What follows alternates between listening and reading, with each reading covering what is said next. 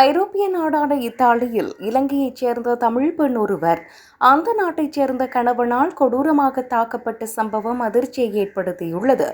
Rome நகரில் Biden பகுதியில் உள்ள அடுக்குமாடி குடியிருப்பு ஒன்றில் கணவன் தனது மனைவியை கண்ணாடி போத்தலால் தலையில் பலமுறை தாக்கி கொலை செய்ய முயன்ற சம்பவம் அதிர்ச்சியை ஏற்படுத்தியுள்ளது.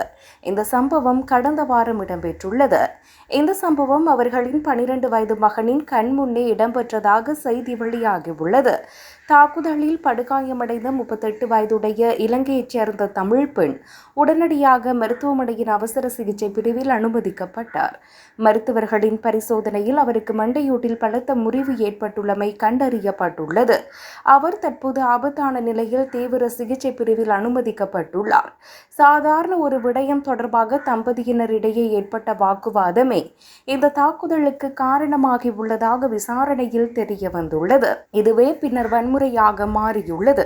இதன்போது 41 வயதுடைய இத்தாலிய நாட்டவரான கணவன் கண்ணாடி போத்தலை எடுத்து மனைவியின் தலையில் கொடூரமாக தாக்கியுள்ளார்.